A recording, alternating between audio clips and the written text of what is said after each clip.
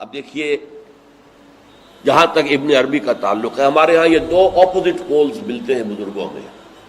ایک انتہا پر ابن تیمیہ ہے رحمۃ اللہ علیہ، جن کے بارے میں نے آپ کو بتایا کہ انہوں نے اس طرح سمجھا ہے، اس طرح اترتا ہے اللہ جیسے میں یہ ممبر سے اتر رہا ہوں، یہ زیادتی ہے. لیکن بہرحال ایک فکر ہے، ایک سوچ ہے. قرآن اور حدیث کے بہت بڑے عالم تھے، بہت بڑے عالم، بہت بڑے عالم. دوسری انتہا پر ابن عربی ہیں جن کا فلسفہ میں نے آپ کو بتایا. تمام صوفیاء ابن عربی کو شیخ اکبر کہتے ہیں، الشیخ الاکبر، اور صرف الشیخ کہیں گے، دی شیخ، تو اس سے مراد ابن عربی ہوگا. اور ابن تیمیہ انہیں کہتے ہیں زندیق، ملحد. یہ دو انتہائیں ہیں. ہمارے ہاں جو عام طور پر اہل حدیث حضرات ہیں وہ ابن تیمیہ کے فالوورز ہیں ان عقائد میں. ان کے ہاں تصور کیا ہے؟ اللہ تعالی ہر جگہ اگر ہے تو صفاتی اعتبار سے، ذاتی اعتبار سے نہیں. وہ تو اپنی جگہ عرش پر ہے، ساتویں آسمان کے اوپر عرش ہے، عرش کے اوپر کرسی ہے، کرسی پر وہ ہے. اب اس میں ایک طرح کی تجسیم بھی آ گئی، محدودیت بھی آ گئی. اس کائنات میں تو اللہ ہے ہی نہیں، تو پھر اللہ محدود ہو گیا نا، وہ تو کسی خاص جگہ پر ہو گیا نا. ایک تصور یہ ہے. اور عام آدمی یہ بھی سمجھے تو ٹھیک ہے، اسے یہ معلوم رہے کہ اللہ ہی رازق ہے، اللہ ہی خالق ہے، اللہ ہی مصیبت سے نجات دلانے والا ہے، اللہ ہی مشکل کشا ہے، اللہ ہی حاجت روا ہے، اللہ ہی، یہ بس اسے معلوم ہو، توحید مکمل ہو گئی. لیکن فلسفہ کچھ اور شے ہے، فلسفہ کچھ اور سوالات پیدا کرتا ہے. جیسے میں نے کہا ہے صفات ذات حق حق سے جدا یا عین ذات. اب یہ فلسفہ ہے.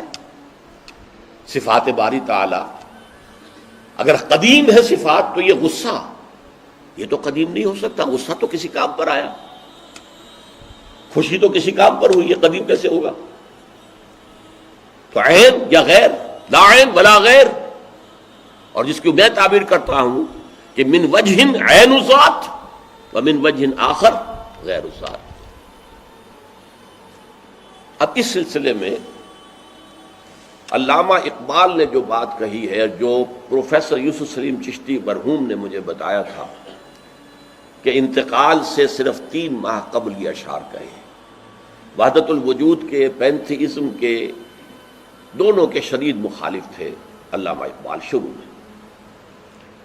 اسی لیے وہ حافظ کو بھی بہت بڑا گمراہ کن شاعر سمجھتے تھے، اس لیے کہ وحدت الوجود کے عامیانہ انداز میں جو ہے وہ شاعری میں جب اس کو آ گیا ہے تو عوام کے زبان پر جب چڑھا ہے تو وہ اس کے ڈانڈے پینتھیزم سے مل گئے، عوام کے اندر اس کا تصور یہ ہو گیا. لیکن آخر میں انہیں بھی آنا پڑا ہے. تو اے ناداں دل آگاہ دریاب، اے نادان وہ دل تلاش کر جو آگاہ ہو، ہر چیز سے واقف ہو. لا موجود الا اللہ دریاب، لا موجود الا اللہ. وہ جو میں نے آپ سے عرض کیا تھا نا کہ لا الہ الا اللہ کے 3 لیولز ہیں. لا معبود الا اللہ، لا مطاع الا اللہ، لا حاکم الا اللہ، ان الحکم الا للہ، لا رازق الا اللہ، لا خالق الا اللہ.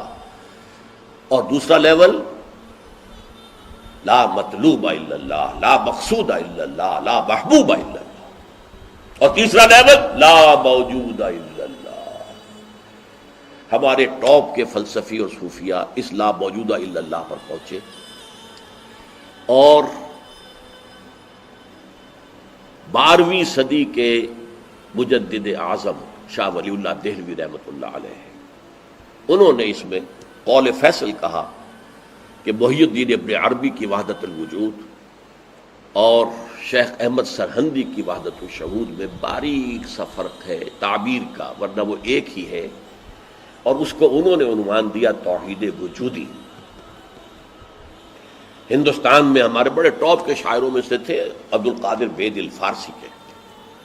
اس وقت تک ابھی اردو کا وجود ہی نہیں تھا، اردو تھی نہیں ہندوستان میں اس وقت. تو شیخ عبد القادر بیدل جو ہیں وہ وحدت الوجود کے بہت بڑے قائد تھے. اور ان کی عظمت کا عالم یہ ہے کہ غالب کہتا ہے طرز بے دل میں ریختہ لکھنا اسد اللہ خان قیامت ہے، کہ بے دل کے انداز میں اردو میں شاعری کرنا، اردو فارسی میں کی، اردو کو ریختہ کہتے تھے پہلے، یہ نئی زبان جو بنی تھی ریختہ، طرز بے دل میں ریختہ لکھنا اسد اللہ خان قیامت ہے۔ لیکن وہ اسد اللہ خان بھی یہ کہتے ہیں جارو بلا بیار کہ این شرک فی الوجود باگرد فرش سینہ با ایواں برابر است۔ دیکھو اگر تمہارے سینے کے اندر شرک فی الوجود شامل ہے، یہ بھی ہے وہ بھی ہے یہ بھی ہے وہ بھی ہے، وجود متعدد ہے، خدا کا وجود علیحدہ ہے، ہمارا وجود علیحدہ ہے، تو یہ گرد کے مانند ہے جو تمہارے سینے کے ایوان پر جو تخت بچھا ہوا تھا اس کے اوپر گرد پڑ گئی ہے۔ اس گرد کو جاروب لا، لا موجود ہے الا اللہ، جاروب لا کی جھاڑو سے لا کر صاف کر دو، جاروب لا بیار کہیں شرک فی الوجود، وجود دو مان لیے تو شرک ہو گیا، وجود ایک ہی ہے۔ البتہ جب تعین ہو گئی کسی شے کی وہ وجود مختلف ہے، ذات باری سے علیحدہ۔ بہرحال یہ مباحث ہیں اس آیت مبارکہ سے متعلق، اور میں نے آپ کے سامنے ساری بات رکھ دی۔ نہ میں کسی کا مبلغ ہوں، نہ یہ دینی مسئلہ ہے، یہ فلسفے کا مسئلہ ہے۔ اب فلسفے میں بہت سے مسائل ایسے پیدا ہو گئے، سائنس کے مسائل ہیں کہ جو کتاب و سنت یا کم سے کم حدیث کی بعض چیزوں سے ٹکراتے ہیں، اب اس میں آدمی غور کرے گا، سوچے گا۔ اسی طریقے سے یہ فلسفے کے مسائل ہیں جو ہمیشہ سے جن پر کام ہو رہا ہے، لیکن یہ دین جو ہے وہ شریعت اور طریقت کا نام ہے۔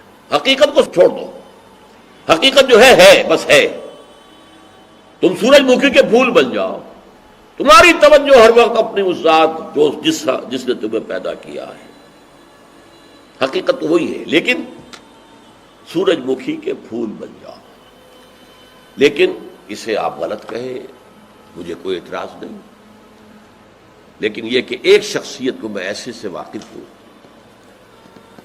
جو اہل حدیث بھی کٹر تھے اور صوفی بھی بڑے تھے۔ یہ جو ہمارے ہاں مشہور ہے غزنوی خاندان، مولانا عبداللہ غزنوی آئے تھے اور وہ اپنے تصوف کی بعض آراء کی وجہ سے اور بعض اپنی اہل حدیثیت کی آراء کی وجہ سے افغانستان سے نکال دیے گئے تھے، غزنی سے نکال دیے گئے، تو امرتسر میں آ کر آباد ہوئے۔ ان کی اولاد ہے یہ غزنوی خاندان، ان میں مولانا داؤد غزنوی رحمۃ اللہ علیہ سے میرا بڑا قرب رہا ہے۔ ان کے پھر بیٹے تھے ابو بکر غزنوی، وہ معروف ہیں، کافی لوگ ان سے واقف ہوں گے۔ داؤد غزنوی رحمۃ اللہ علیہ یہ دو متضاد چیزوں کا مجموعہ تھے، تصوف بھی اور اہل حدیثیت بھی۔ عام طور پر اہل حدیث کی ساری توجہ ظاہر پر رہتی ہے، وہ باطن میں جانتے ہی نہیں، اندر نہیں جاتے، فلسفے سے کوئی تعلق ہی نہیں۔ لیکن فلسفہ اور تصوف یہ جڑے ہوئے آپس میں چولی دامن کے ساتھ۔ انہوں نے ایک دفعہ منٹگمری میں جو اب سائیوال کہلاتا ہے آ کر تقریر کی، اہل حدیث مسجد تھی، میں بھی گیا ہوا تھا سننے کے لیے۔ انہوں نے وہ اہل حدیث نوجوانوں سے کہہ رہے تھے کہ دیکھو تم اپنے مسلک پر قائم رہو، ہم غیر مقلد ہیں، ہم کسی کے مقلد نہیں ہیں، نہ ابو حنیفہ کے نہ مالک کے، لیکن کبھی بھی ان ائمہ کی توہین نہ کرنا۔ یہ ہمارے عام نوجوان جو کہتے ہیں ابو حنیفہ کو کیا پتا تھا، ابو حنیفہ کے پاس تو علم ہی نہیں تھا، ابو حنیفہ تو جو ہے علم حدیث میں کورے، یہ توہین کے الفاظ کبھی استعمال نہ کریں۔ اچھا، اس واعظ کے ساتھ انہوں نے مثال دی کہ دیکھیے شیخ محی الدین ابن عربی رحمت اللہ علیہ کے سب سے بڑے مخالف شیخ احمد سرہندی رحمت اللہ علیہ تھے، دونوں کے لیے رحمت اللہ علیہ کہا۔ میں حیران ہو گیا، یہ وہابی آدمی، کٹر وہابی اہل حدیث، اور یہ شیخ ابن عربی رحمت اللہ علیہ کہہ رہا۔ خیر میرے دل پر بھی اثر ہوا کہ بڑی وسعت ہے ان کے فکر و نظر میں۔ میری اہلیہ کے چچا تھے، ان کے ایک بیٹے، سب سے چھوٹے بیٹے یہاں مجمع میں موجود بھی ہیں، شیخ فضل الرحمان مرحوم۔ ان کے بہت گہرے تعلقات تھے یہ جو خاندان غزنوی خاندان سے. انہوں نے شام کو کھانے پر بلایا، مجھے بھی بلا لیا، میں ان کا داماد ہی تھا نا.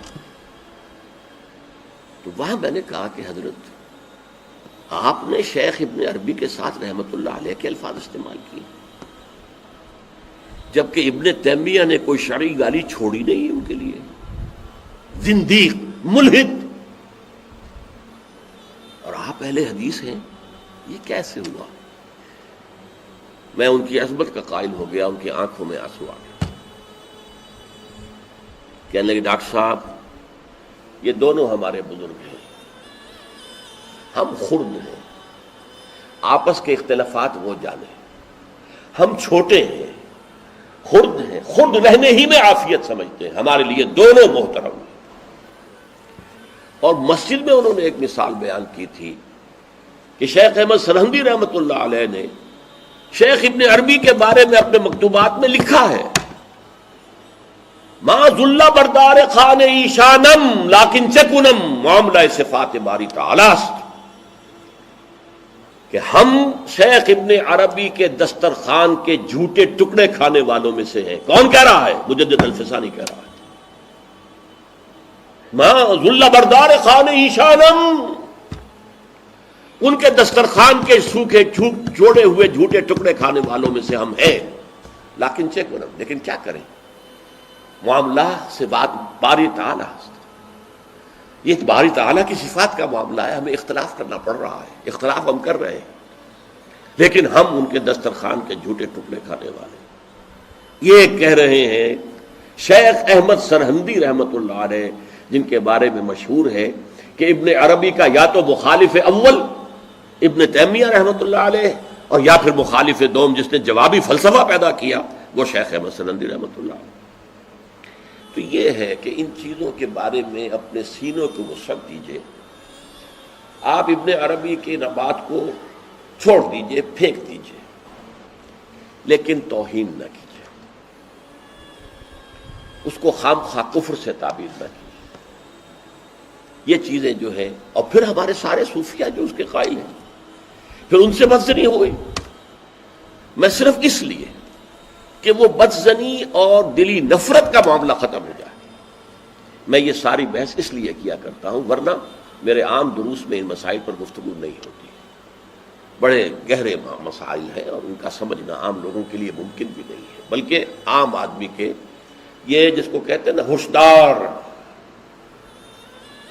ہوشدار کے رہ بردب تیغست قدم را، ہوشیار رہ جاؤ، یہ تم جو چل رہے ہو یہ تلوار کی دھار کی طرح کا راستہ ہے، کاٹ کے رکھ دے گا تمہیں.